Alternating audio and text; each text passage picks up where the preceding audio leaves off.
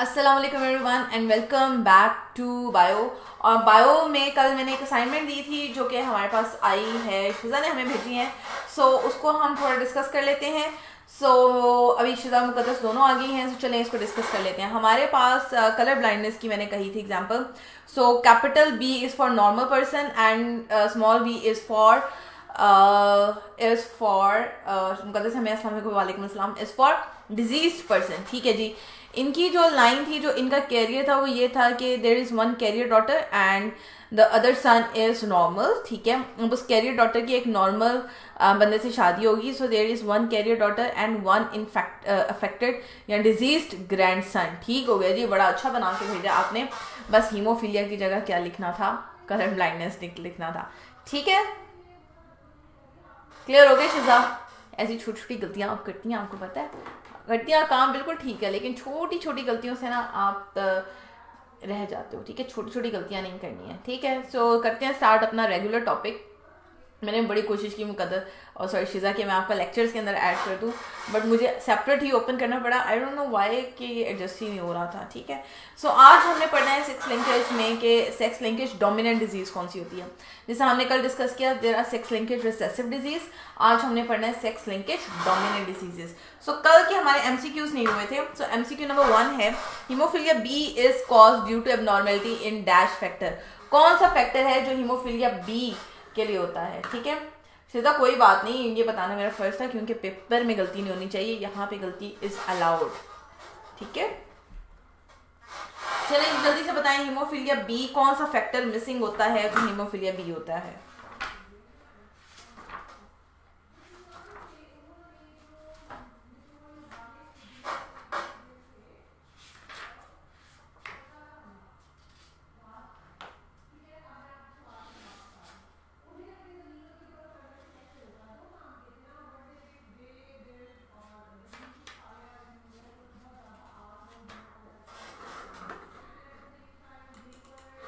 जल्दी जल्दी जल्दी उठें भाई, जवाब दें। क्या इसका आंसर है इसका? Which factor is responsible for haemophilia B?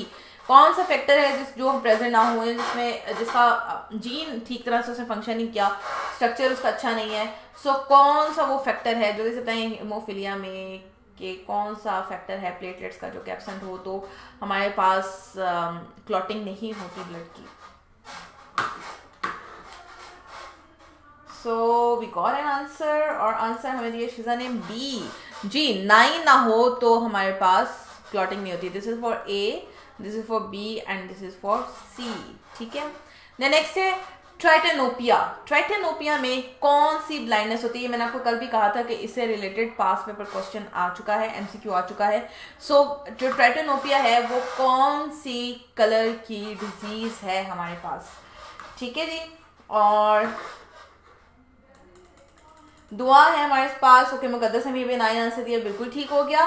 जल्दी से बताएंगे ट्राइटेनोपिया किस कलर ब्लाइंडनेस को हम कहते हैं? One is protanopia, deuteranopia and tritanopia. Tritanopia कौन सी कलर ब्लाइंडनेस है?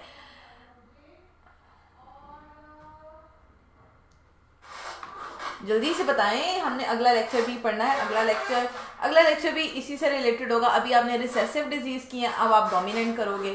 ठीक है, और इजी है, अगर कल का समझ आ गया तो फिर आज का। चलिए, शिजा ने हमें सबसे पहले आंसर दिया as usual, which is blue blindness, which is right. Blue blindness आपके पास ट्राइटेनोपिया। नेक्स्ट आज हमने पढ़ना X linkage dominant disease. Dominant यानी कि अगर एक्स फैक्टर पे ये स्मॉल जीन प्रेजेंट हो, ये अपने आप को एक्सप्रेस कर देगा, चाहे इसके साथ नॉर्मल जीन है, लेकिन ये नॉर्मल जीन को क्या कर रहा है? नहीं सुन रहा उसकी, वो कह रहा है नहीं तुम नहीं हो, मैं ही मैं हूं। व्हेन डिजीज्ड जीन या when abnormal gene express itself, ये हमारे पास क्या है? डोमिनेंट डिजीज हो जाएगी। ठीक है, चूंकि ये एक्स क्रोमोसोम पे प्रेजेंट है और डिजीज का नाम है रिकेट्स। रिकेट्स जो है वो जॉइंट रिलेटेड डिजीज है, और मुकद्दस में ब्लू आंसर दिया, बिल्कुल ठीक हो गया मुकद्दस। रिकेट्स फीमेल में ज़्यादा होती है, आपको पता है। वैसे भी फीमेल्स में जो बोन्स से रिलेटेड डिजीजेज हैं वो ज़्यादा हैं, जिसमें ऑस्टियोमलेशिया, ऑस्टियोपोरोसिस और डिफरेंट डिजीजेज हैं। ठीक है, चूंकि बोन्स जो फीमेल की हैं उनके अंदर जो कैल्शियम एब्जॉर्बिंग पावर है वो बहुत कम है, और आजकल आपको पता है ऐड चलती है कैल्शियम अवेयरनेस की। ओके, दुआ वाकई काफ़ी अर्से बाद नहीं है। दुआ चैप्टर है हमारे पास, chapter number 22 which is genetics and variation.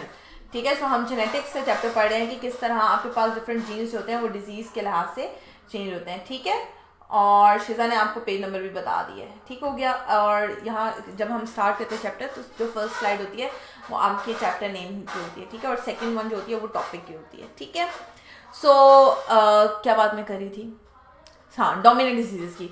अब अगर एक्स क्रोमोसोम पे ये प्रेजेंट है, डेफिनेटली जिसमें एक्स जाएगा, चाहे वो मेल हो चाहे वो फीमेल हो, उसके अंदर ये डिजीज कॉज करेगा। ठीक है, वरना कल तक हमने ये देखा था कि दरमियान वाले पोर्शन में, या सॉरी फर्स्ट जनरेशन में कोई डिजीज कॉज नहीं होती थी, सिर्फ कैरियर होता था और वो सेकंड जनरेशन में जाकर डिजीज हो जाती थी किसी को। पर यहाँ पे हर जनरेशन में डिजीज पास ऑन होगी, किस तरह से वो देख लेंगे हम। So more common in females than male, all daughters are affected, ठीक है, of affected father because none of his son are affected. तो वो देख लेते हैं किस तरह से सन के पास अमूमन वाई जाता है। सो उसका वो आप टेबल बनाओगे सो क्लियर हो जाएगा। So all heterozygous mother will pass half of the trait to son and half to the daughter. ये अभी समझ नहीं, ऐसे नहीं आएगा, मुझे पता आराम से ही आएगा। देन हाइपोफॉस्फेटोमेटिक, जिसके अंदर फॉस्फेट नहीं है। Rickets, that is x link dominant trait, और इसकी जो मेन डेफिशिएंसी है वो विटामिन डी नहीं कर सकता। ठीक है, और जब विटामिन डी आप लेते हो, आप विटामिन डी लोगे तो कैल्शियम डिपॉजिट होगा। अच्छा, मजे की बात ये भी है कि आपकी बॉडी में कैल्शियम उस वक्त तक डिपॉजिट नहीं होता जब तक आपके पास विटामिन डी ना हो। सो जो बच्चे होते हैं, चाहे आप उनको जितना मर्जी कैल्शियम खिलाते रहो, लेकिन अगर वो धूप में नहीं जाते हैं, धूप नहीं लेते हैं, जिससे हमें नेचुरली विटामिन डी मिलता है, सो उस वक्त तक उनकी बोन्स स्ट्रांग नहीं होती हैं, वो कैल्शियम एब्जॉर्ब नहीं करते हैं। Same cases with every person, जब तक आप धूप में नहीं बैठोगे, ठीक है, धूप डजंट मीन के 50 डिग्री सेल्सियस आपने कहा मैडम ने धूप लगवानी है, ये वाली धूप नहीं, जो सुबह की धूप होती है, ठीक है, जो बिल्कुल ठंडी ठंडी सी धूप होती है, नॉर्मल धूप होती है, शाम की भी नहीं, सुबह की जो बिल्कुल होती है, वो बहुत बेनिफिशियल होती है।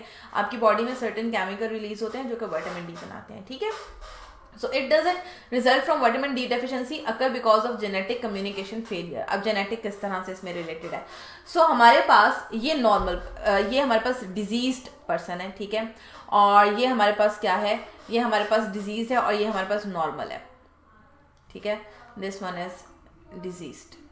अब सॉरी, नॉर्मल में क्या हुआ, नॉर्मल में हमारे पास इससे 2 जीन बने। सो जिस तरह कल हम पुनेट स्केयर बना रहे थे, आप उसी तरह पुनेट स्केयर बना सकते हो। यहाँ पे आप लिखो XD, यहाँ पे लिखो X capital D and Y। So यहाँ पे बनेगा XD स्मॉल xd, ठीक है, then X capital D, X small d, XDY and XDY। So this one is normal, this one is normal.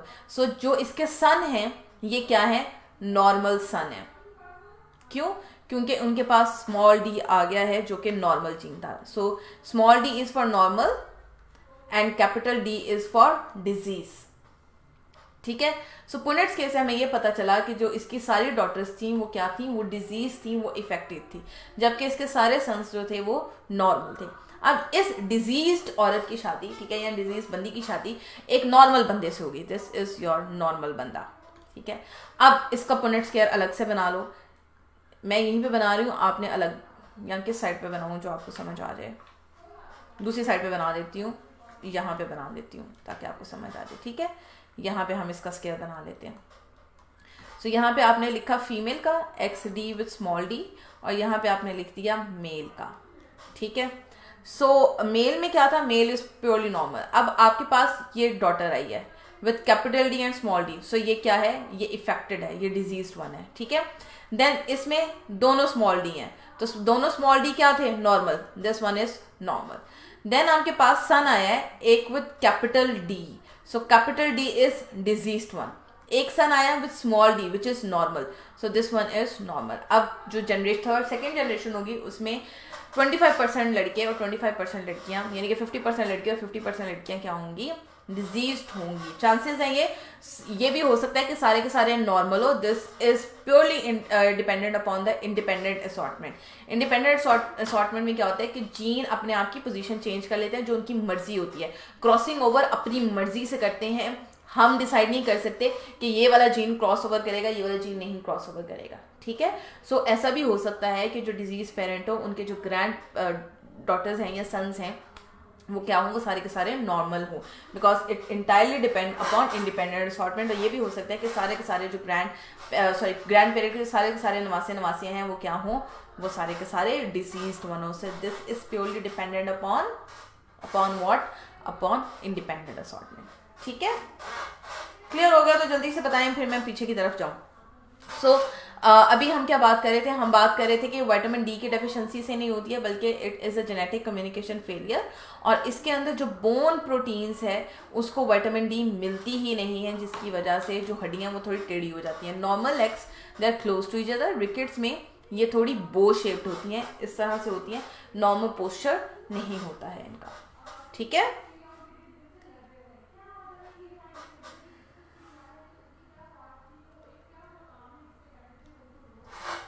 समझ आ गया हो तो बताएं, फिर आगे चलते हैं। चलिए जी, अगली हमारे पास है वाई लिंक्ड, और वाई लिंक तो डेफिनेटली इज इन मेल, वो फीमेल में आ ही नहीं सकता फैक्टर।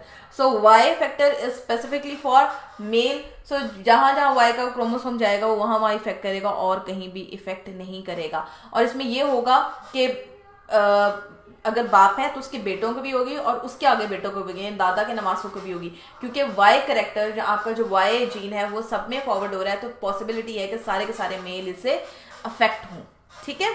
सो SRY हमारे पास क्या था, हमने ये पढ़ा था कि SRY is sex determination region on Y chromosome. ये सेक्स डिटर्मिन करता है आपके पास के लड़का होगा या लड़की होगी। सो वाई क्रोमोसोम्स में ये रीजन प्रेजेंट होता है, इसलिए इसको SRY फैक्टर कहा जाता है। I cannot see the question though I want to read the comment कि क्या है, कमेंट है, आंसर है, क्या है। मैम ये वाली स्लाइड रिपीट कर दें, फर्स्ट वन। अच्छा ये वाली, शिजा मुझे बताओ कौन सी, ये क्रॉस वाली है, ये वाली तो अभी मैंने की है ना, कि ये वाली जिसमें क्रॉस करवाए हैं मैंने,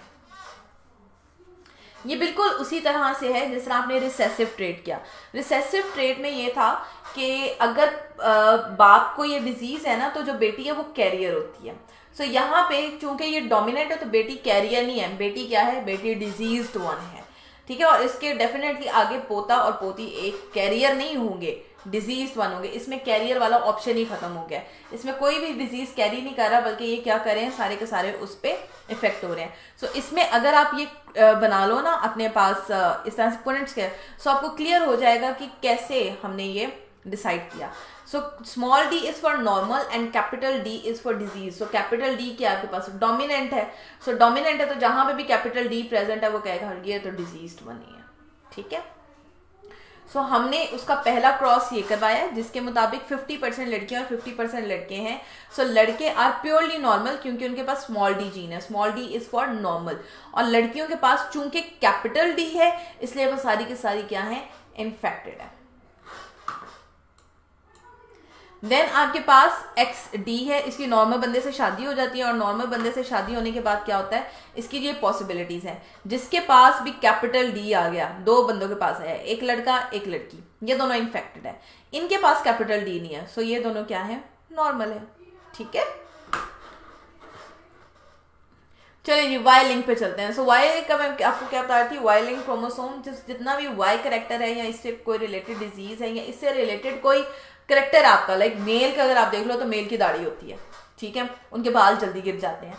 सो ये जो करेक्टरिस्टिक है ये किसके, ये मेल्स में। फीमेल में बालनेस इतनी कॉमन नहीं है। आज का वो मूवी का बहुत ट्रेलर मुझे पता है, आप लोगों को पता होगा, ऐसी कोई बात नहीं है। बाला मूवी आ रही है जिसके अंदर उसका वो बाल नहीं होते उसके और लोग उसको तोड़ के उतार होते हैं, तुम ये करो वो करो। दो मैंने भी इसका ट्रेलर भी देखा, बट मैंने वो तस्वीर ही देखी जिससे आई नो कि अच्छा ये सीन है इसका। सो मेल के अंदर बाल्डनेस बहुत कॉमन है, so it is purely Y linked inheritance, ठीक है।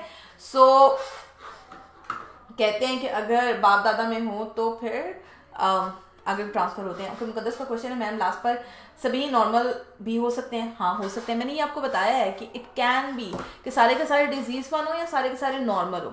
डिपेंड किस पे करता है, डिपेंड करता है कि इंडिपेंडेंट असॉर्टमेंट, क्या पता जो बच्चा पैदा हो रहा हो उसने वो जीन ही ना लिया हो डिजीज वन, उसे नॉर्मल जीन लिया हो, क्योंकि वो एक जीन मदर से लेता है एक जीन फादर से लेता है। सो वो इसकी मर्जी है ना कि वो डिजीज वन जीन ले रहा है या इनहेरिटेंस है और ये खुदा की मर्जी से होता है, इसमें इंसान की कोई मर्जी नहीं है। ट्रस्ट में, अगर ऐसा हो तो फिर कोई भी बच्चा इन्फेक्टेड ना हो, डिजीज वन ना हो। ठीक है, ओके। सो मेलनेस हमने डिस्कस करे थे। Maleness is basically Y linked trait, so passes from father to son only, क्योंकि वाई फीमेल के पास तो आता नहीं, तो मदर डॉटर में जा नहीं सकता। Can not pass to daughter because they do not inherit Y chromosome. SRY is sex determinant region on Y, that is male sex which trigger maleness. Trigger का मतलब है स्टार्ट करना। मेलनेस आफ्टर 6 वीक प्रेगनेंसी, सो 6 week के बाद पता लगता है कि जो फीटस है वो मेल है या फीमेल है, क्योंकि ये करेक्टर आपके 1.5 माह के बाद कंफर्म होता है। ठीक है, सो हमारे पास जो वाई करेक्टर है वो सिर्फ मेल के पास आएगा, चाहे वो कोई भी जनरेशन हो, सभी वाई में वो क्या हो रहा है, ट्रांसफर हो रहा है। ये सारे के सारे स्केयर क्या हैं, ये सारे के सारे स्केयर मेल हैं और सबके पास ये करेक्टर है, बाप से बेटे में, बेटे से पोते में। ठीक है, यानी कि पोते में भी ये ट्रांसफर हो रहा है। इसी तरह इसकी मैंने आपको एग्जांपल दी थी बाल्डनेस ये बहुत कॉमन है आपके पास, जो ये डिजीज है ये जल्दी फॉरवर्ड हो जाती है। So limited to only one sex due to anatomical difference in sex limited trait क्या है आपके पास। अच्छा, बाल्डनेस समझ आ गया तो मुझे बताओ, फिर मैं सेक्स लिमिटेड ट्रेड आपके पास बताती हूँ कि क्यों सेक्स से हम रिलेट करते हैं उसको। It is limited to only one sex due to anatomical difference, जैसे अभी हमने वाइलिंग की बात की है। सो वाई क्रोमोसोम क्या है, ये सिर्फ एक मेल में जा रहा है, फीमेल में नहीं जा रहा। So such trait effect structure and function of body. अब मेलनेस जो है, जो मेल कैरेक्टर है वो मेल के पास है, फीमेल के पास नहीं आ सकते, दाढ़ी नहीं आ सकती, गंजापन नहीं आ सकता। So present in only male और female. It may be controlled by sex linked और ऑटोसोमल जीन। सो इसके अंदर एक्स क्रोमोसोम, वाई क्रोमोसोम और आपके जो बॉडी के क्रोमोसोम है सभी इक्वली पार्टिसिपेट कर सकते हैं कैरेक्टरिस्टिक डेवलप करने में। ठीक है, सो सेक्स लिमिटेड ट्रेट क्या है, जिस तरह जो काऊ होती है, बैल और गाय होती है, तो गाय तो दूध देती है लेकिन बैल दूध नहीं देता। ठीक है, इस तरह मुर्गी तो अंडे देती है, मुर्गा अंडे नहीं देता। सो जीन ऑफ और milk in dairy cattle effect only cows. इसम beard growth in human is limited to man. ठीक है, सो सेक्स इन्फ्लुएंस ट्रेट क्या होती है, it can occur in both male and female but more common in one sex. ठीक है, जिस तरह अभी हम ये बियर्ड की अगर बात करें, सो फीमेल के अंदर भी ऐसा होता है कि बहुत ज़्यादा हेयर होते हैं यहाँ पे, यहाँ पे, यहाँ पे। ठीक है, सो वो क्यों होते हैं, क्योंकि ऑटोसोमल से भी। अच्छा शीजा, ऐसा ऐसा पढ़ा लेती हूँ, एक्चुअली मैं रिपीट कर रही थी तो रिपीट करने में मुझे लगा कि इट्स ओके। ठीक है, चलो मैं बताती हूँ क्या होता है। सेक्स इन्फ्लुएंस ट्रेट में ये होता है कि आपके पास मेल और फीमेल दोनों इन्फेक्ट होते हैं, लेकिन कोई एक सेक्स ज़्यादा इन्फेक्ट होता है। जैसे अभी बियर्ड की बात हुई है, अगर आप फीमेल देखो तो फीमेल की बॉडी पे हेयर हैं, आप अपने ये बाजू देखो, यहाँ देखो, आपके हेयर हैं but they are quite small, बहुत छोटे छोटे। इवन यहाँ पे भी होते हैं फीमेल के, ऐसी कोई बात नहीं है, वो बाद में वो थ्रेडिंग और प्लकिंग कराती हैं, ऐसी ही बात है। ठीक है, सो होते लड़कियों के भी हैं, फेशियल हेयर्स हैं, आपकी बॉडी पे हेयर हैं, लेकिन मेल में वो ज़्यादा डोमिनेंट है और ज़्यादा ग्रो करता है। लाइक उनके आईब्रोज, उनकी बियर्ड, ठीक है, उनके मस्टैश जो मूंछें होती हैं, ठीक है, उनके जो बॉडी या हाथों पे और बाजुओं पे बाल बहुत ज़्यादा होते हैं। सो एक करेक्टर एक किसी सेक्स में क्या होता है, ज़्यादा पाया जाता है वो। ठीक है, so it is controlled by an allele that is expressed as dominant in one sex. जैसा अभी मैंने बात की कि आपकी जो बियर्ड वगैरह थी, ये सारा कुछ था, ये मेल में ज़्यादा कॉमन है, फीमेल में बॉडी हेयर्स कम है। ठीक है, so it is dominant in one sex and recessive in other. So it is different in expression due to hormones. अब फीमेल को अमूमन ये बोला जाता है कि जब उनकी बॉडी पे बहुत ज़्यादा बाल होते हैं, स्पेशली ये बियर्ड वाले हिस्से पे, ये चिन वाले हिस्से पे, तो उनको एक हार्मोनल कोर्स करवाया जाता है, जिसमें उनके जो मेल हार्मोन्स हैं, आपने हार्मोन्स पढ़े थे, एल्डोस्टेरोन पढ़े थे, टेस्टोस्टेरोन पढ़े थे, सो ये मेल हार्मोन है टेस्टोस्टेरोन वगैरह। इसमें क्या होता है, बॉडी जो फेशियल हेयर्स हैं ये बहुत ज़्यादा हो जाते हैं।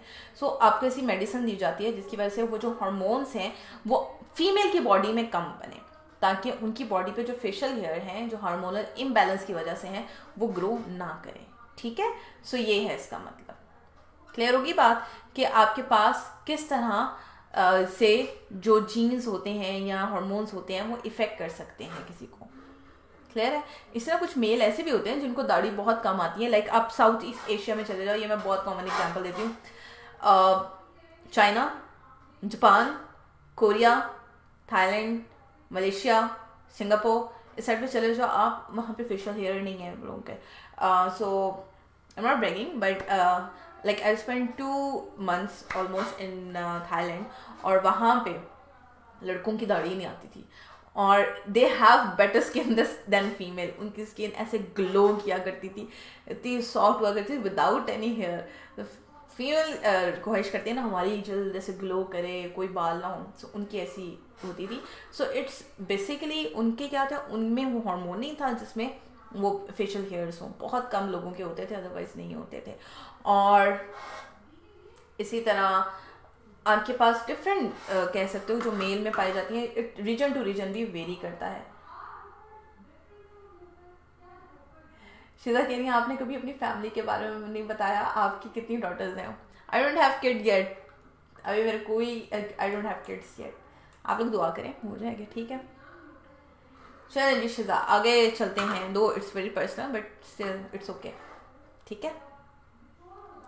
सो सेंस आगे हम बात करते हैं बाल्डनेस की। बाल्डनेस जैसे अभी मैंने बात की थी, गंजापन मर्दों में ज़्यादा होता है, औरतों में कम होता है, ठीक है। सो क्यों होता है ये इस तरह से? एक तो ये बिल्कुल हार्मोन रिलेटेड है, आपके जो बाल होते हैं वो हार्मोन रिलेटेड होते हैं। अभी मैंने बात की थी, यहाँ पे बाल आ जाते हैं, चिन पे बाल आ जाते हैं, यहाँ पे आ जाते हैं। So it is more in men than women, so inherited as autosomal, क्योंकि ये बॉडी से रिलेट करते हैं। While recessive in female, heterozygous male is bald, while heterozygous female is not bald. अब heterozygous मतलब एक XY है, और इसी तरह आपके पास फीमेल में X और Y, X और X, it can be capital B, it can be small b. So ये बाल नहीं है क्योंकि इसके पास कैपिटल B है जो कि बालों के लिए होता है, जबकि मेल के पास नहीं है ये ऑप्शन, ठीक है। सो बाप से पोते में, दादा से पोते में ये इजीली ट्रैवल कर सकती है बाल्डनेस। कहते हैं ना जो बाल होते हैं वो नानकों पे जाते हैं, अमूमन ऐसा कहा जाता है, हालांकि ऐसा कुछ नहीं होता, ट्रस्ट में ऐसा कुछ नहीं होता। बाप दादा पे कुछ नहीं जाते हैं, सिर्फ आपकी जेनेटिक्स होती है और आपकी इन्वायरमेंट होती है।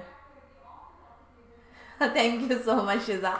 चले जी, वुमेन बाल कब होती हैं? जब उनके दोनों जीन्स रिसेसिव हो, लाइक XB और XB हो, दोनों स्मॉल b हो, XB एंड XB दोनों स्मॉल b हो, दोनों रिसेसिव हो, तो बाल्ड होती हैं। और ये बहुत कम केसेस में होता है कि किसी फीमेल को बाल्डनेस हो, बहुत हल्के हल्के बाल होते हैं। Otherwise female do have more hair on their head.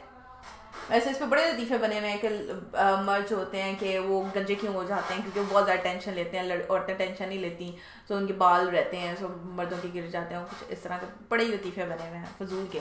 ऐसा कुछ नहीं होता, इन्वायरमेंट का सबसे ज़्यादा इफेक्ट होता है। अगर जिस तरह आप अगर फ़िश बहुत ज़्यादा खाते हो, जो फ़िश ऑयल में एक फैक्टर है जो आपकी हेयर ग्रोथ के लिए बहुत अच्छा होता है। सो दूसरा फैक्टर है आपकी इन्वायरमेंट, जैसे बहुत ज़्यादा पोल्यूशन है आजकल, पानी अच्छा नहीं है, सो उससे बाल बहुत ज़्यादा गिरते हैं। सो इन्वायरमेंटल फैक्टर भी इम्पॉर्टेंट रोल प्ले करते हैं आपके हेयर ग्रोथ या फिर हेयर के गिरने में, बाल्डनेस में। उससे आगे है डायबिटीज़, इस चैप्टर का लास्ट टॉपिक, आज का लास्ट टॉपिक, ठीक है। कल हम नया चैप्टर पढ़ेंगे फाइनली। सो डायबिटीज़ मेलाइटिस क्या है? शुगर, आम शुगर की बीमारी जो होती है उसको डायबिटीज़ कहते हैं। इसमें होता क्या है, आपके पास इंसुलिन या तो बन नहीं रही है या बहुत ज़्यादा बन रही है। तो शुगर भी 2 टाइप की होती हैं, एक वो जिसमें आपकी जो बॉडी शुगर है बहुत हाई होती है, ठीक है, क्यों? इंसुलिन नहीं बन रही, शुगर को तोड़ नहीं रही। एक वो है जिसमें इंसुलिन बहुत ज़्यादा प्रोड्यूस हो रही है, आपकी जो शुगर है वो ब्लड में है ही नहीं है, शुगर लेवल बहुत ज़्यादा डिक्रीज्ड है, ठीक है। सो 2 तरह की शुगर होती है, हाइपरग्लाइसेमिया जिसमें शुगर लेवल हाई है, हाइपोग्लाइसीमिया जिसमें शुगर लेवल लो है, ठीक है। So uh hereditary disease heterogeneous group of disorders characterized by elevated blood sugar level. So diabetic unable to metabolize blood sugar, इनमें क्या है, इनमें इंसुलिन ही नहीं है जो ब्लड शुगर को कंट्रोल कर सके। सो दे पास ग्लूकोज इन देयर यूरिन, इसलिए अमूमन जो शुगर के पेशेंट होते हैं उनको यूरिन टेस्ट के लिए कहा जाता है। सो डायबिटीज लीडिंग कॉज है किडनी फेलियर, ठीक है, एडल्ट ब्लाइंडनेस, और lower limb amputation and heart disease. So इसका पहले बताती हूँ किडनी फेलियर। किडनी फेलियर क्यों होता है? अब आपकी बॉडी में ग्लूकोज कंट्रोल नहीं हो रही है, वो आपकी यूरिन में जा रही है, आपके नेफ्रॉन उसको फिल्टर कर रहे हैं, ठीक है। अब बहुत ज़्यादा चूंकि सोल्यूट हो गया, वो फिल्टर कर नहीं पा रहे हैं उसको अच्छे से। सो जो किडनी के नेफ्रॉन्स हैं वो अपना फंक्शन आहिस्ता आहिस्ता लूज करते जाते हैं, और जब वो फंक्शन लूज करते जाते हैं it will lead to kidney failure, ठीक है। सेकेंड है एडल्ट ब्लाइंडनेस। ब्लाइंडनेस क्या होता है? आपकी जो आंखें होती हैं उन पे बहुत ज़्यादा असर पड़ता है आपकी बॉडी कंसंट्रेशन का। जैसा हमने सबसे पहला चैप्टर पढ़ा था होम्योस्टेसिस, हमने इसमें कुछ कंडीशन पढ़ी थी, हाइपरटोनिक, हाइपोटोनिक एंड आइसोटोनिक। अब क्या है, आपकी बॉडी में सोल्यूट कंसंट्रेशन ज़्यादा हो गई है, हाइपरटोनिक कंडीशन आ गई है। उस केस में क्या होगा, आपकी जो ब्लड है वो प्रॉपरली रेगुलेट नहीं कर सकेगा चीज़ों को, आपकी आंखों पे जोर पड़ेगा, it will lead to eyesight बहुत ज़्यादा वीक हो जाती है, और अगर बहुत ज़्यादा शुगर हो जाए तो जा भी सकती है, ज़ाय भी हो सकती है। देन है लोअर लिम्ब एम्पुटेशन। ये भी बहुत कॉमन है। होता क्या है, जब कभी उनको कहीं जख्म आ जाए, ये खासतौर पे जख्म आने के केस में होता है, सो वो जो लेग होती है ना वो हील नहीं हो पाती है। जब वो हील नहीं हो पाती है, वो ख़राब से ख़राब होती जाती है, सो उसको काटना पड़ता है। और जो अमूमन शुगर के पेशेंट होते हैं उन, चूँकि अब देखो आप इस तरह खड़े हो ना, आपका जो ब्लड है वो नीचे की तरफ जाता है, लोअर लिम्स की तरफ जाता है, टांगों से वापस ऊपर आता है वेन्स में। अब आपकी बॉडी में क्या है, शुगर बहुत ज़्यादा है, सो लोअर लिम्ब से ऊपर आने में ब्लड में आपको प्रेशर क्रिएट करना है, जिसकी वजह से ब्लड ऊपर आता है दिल तक आएगा तो वो दोबारा रेगुलेट करेगा ना बॉडी पे। अब टांगों से दोबारा दिल तक भी तो आना है ना। सो चूंकि शुगर लेवल बहुत ज़्यादा हो जाता है आपकी लोअर लिम्स में, सो लोअर लिम्स क्या हो जाती हैं, बेकार हो जाती हैं, नॉर्मल नहीं रहती हैं। सो उनको काटना पड़ता है क्योंकि वो ख़राब हो जाती हैं और आपके बाकी बॉडी के हिस्से को भी ख़राब कर सकती हैं। इट्स वेरी क्रिटिकल और यस मुकद्दस, इट्स वेरी कॉमन। और ये जो मैं भी आपको बता रही हूँ ये बहुत एक्सट्रीम केसेस में होता है और बहुत ही ख़तरनाक होता है। And heart diseases. Heart diseases क्यों लिंक्ड हैं? देखो अभी मैंने बात की, आपका प्रेशर ही क्रिएट नहीं हो रहा, ब्लड प्रेशर क्रिएट नहीं हो रहा, या ब्लड प्रेशर बहुत हाई हो गया, सो उससे डेफिनेटली किस पे इफेक्ट होगा, दिल पे इफेक्ट होगा, ठीक है। आपका हार्ट सही तरह से ब्लड पंप नहीं कर पा रहा है या बहुत ज़्यादा पंप कर रहा है, सो उससे आपके हार्ट डिजीज डायरेक्ट लिंक्ड हैं, ठीक है।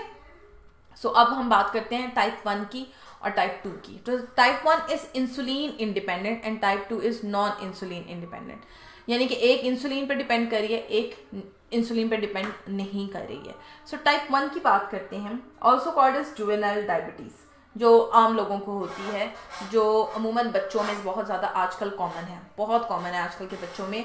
इवन जब मैं सिटी स्कूल में पढ़ाती थी तो मैं उस शिदा बोरिया उनके फादर को शिदा खुदा उनको सेहत दे, और इसका क्या उसे कहते हैं, इसके प्रॉपर क्या है रेमेडीज़ हैं, इवन ट्रीटमेंट भी है, ये बिल्कुल हील हो जाती है। और जब मैं सरगोदा यूनिवर्सिटी में थी उस वक्त रिसर्च हो रही थी इस पर कि एक ऐसा प्लांट है जो कि शुगर को हील कर सकता है। आई डोंट नो उनकी रिसर्च कहाँ पहुँची, लेकिन हो रही थी। सो ऐसी चीज़ें एग्जिस्ट करती हैं। दूसरा मैं बात बनाने लगी थी, मेरी एक स्टूडेंट होती थी when I was teaching city school, so she has sugar, और वो मेरी क्लास में से, तो we definitely have to know कि किसको क्या डिजीज़ है, कोई ऐसे है तो नहीं कि वो एमरजेंसी कंडीशन हो। तो आई वाज टोल्ड कि आपकी क्लास में एक बच्ची आई है जिसको शुगर है, और बहुत ध्यान रखना पड़ता था हमें कि किसी टाइम उसकी शुगर लेवल ड्रॉप ना कर जाए और वो फेंट ना हो जाए क्लास में, क्योंकि शुगर हमें बेसिकली एनर्जी दे रही है, तो उसका शुगर लेवल लो हो जाया करता था। सो आजकल के बच्चों में बहुत कॉमन है ये डिज़ीज़। और इवन मेरी सिस्टर हमें की जगह पे पढ़ाते थे, सो उसकी क्लास में भी एक बच्चा था जिसको ये डिजीज़, तो बहुत ध्यान रखना पड़ता था ऐसे बच्चों का। We have to carry a chocolate in our bag कि अगर कभी ऐसा हो जाए तो एमरजेंसी में we have to do something, ठीक है। So it arises to the deficiency of insulin. आपकी बॉडी में इंसुलिन नहीं है, आपकी बॉडी प्रिपेयर ही नहीं कर पा रही इंसुलिन, तो वो शुगर लेवल को कंट्रोल नहीं कर सकती है। और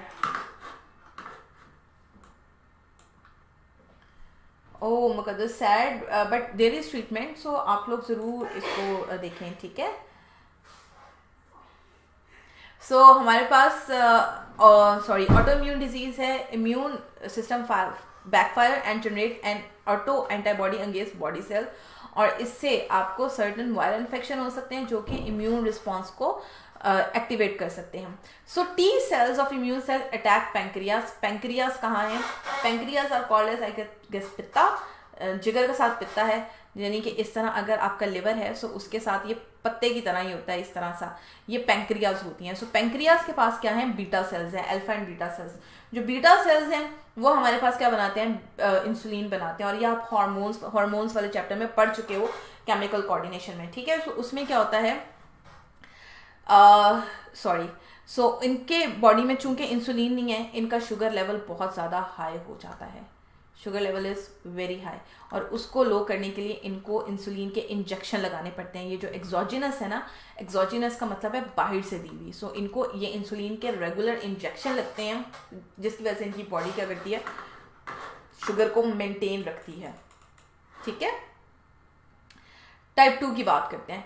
टाइप 2 जो है वो हमारे पास 90% पेशेंट्स हैं जिसमें आपके पास इंसुलिन बन तो रही है, ठीक है, और लेकिन आपकी जो बॉडी सेल्स हैं वो उसके अगेंस्ट एक्ट नहीं कर रहे हैं, can not take up glucose from blood, आपकी ट्रीट ही नहीं हो रही है। It develop sort of insulin resistance, insulin है लेकिन उसका असर नहीं है।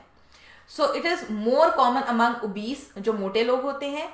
Obesity increases insulin resistance. तो जब आप मोटे होते जाते हो आपकी बॉडी में ग्लूकोज लेवल क्योंकि इंक्रीज वन होता है, तो उसको कंट्रोल करना पड़ता है। इवन जो ओबीस लोग होते हैं, मोटे लोग होते हैं, उनको एक मेडिसिन है ग्लूकोफेज, बहुत कॉमन है और ये बहुत लोग रेकमेंड कर देते हैं। Trust me, don't take these medicine. Glucophage क्या करती है, आपकी बॉडी में जाके जो मोटे लोग होते हैं तो उनको कहा जाता है कि आप चीनी वगैरह ना खाएं, और दूसरा वो कहते हैं कि आप, ये बहुत कॉमन है ग्लूकोफेज, तो मुझे अब याद आ गया ग्लूकोफेज।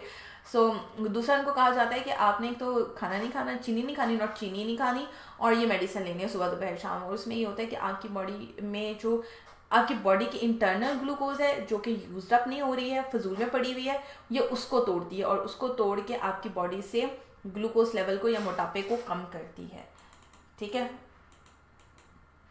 और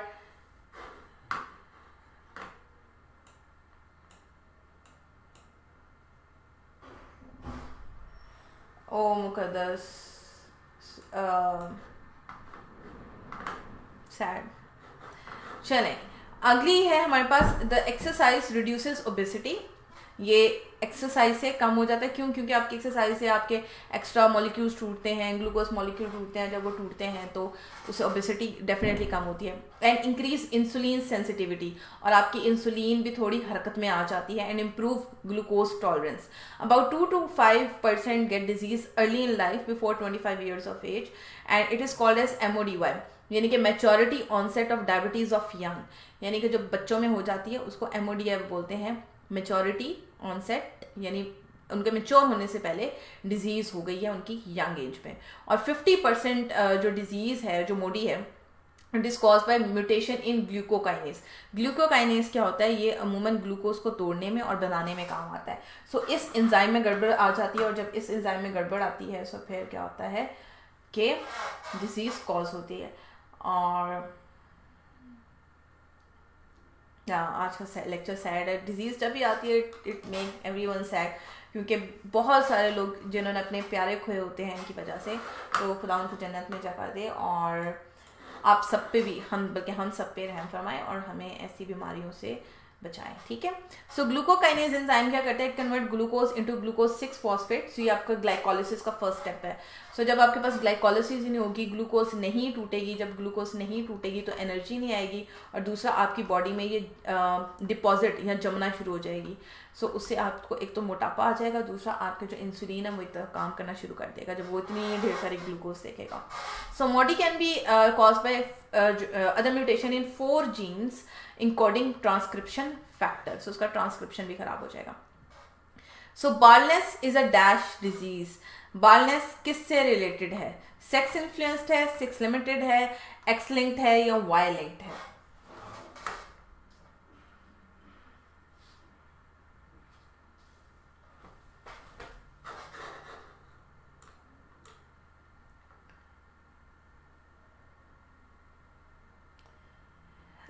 जी शिज़ा, क्योंकि एंजाइम्स जो होते हैं, लाइक आपको पता है ग्लूकोज को तोड़ने के लिए हमें सर्टेन एंजाइम्स चाहिए होते हैं, हार्मोन्स भी काम कर रहे होते हैं और एंजाइम्स भी काम कर रहे होते हैं।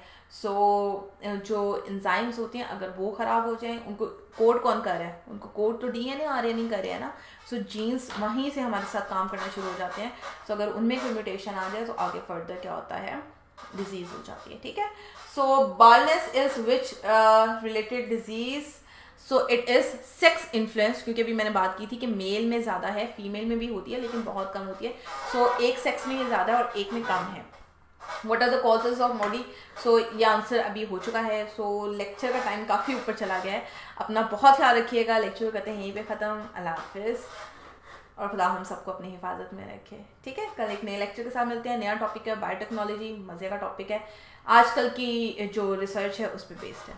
ठीक है, अपना बहुत ख्याल रखिएगा। अल्लाह हाफिज़, शब खैर।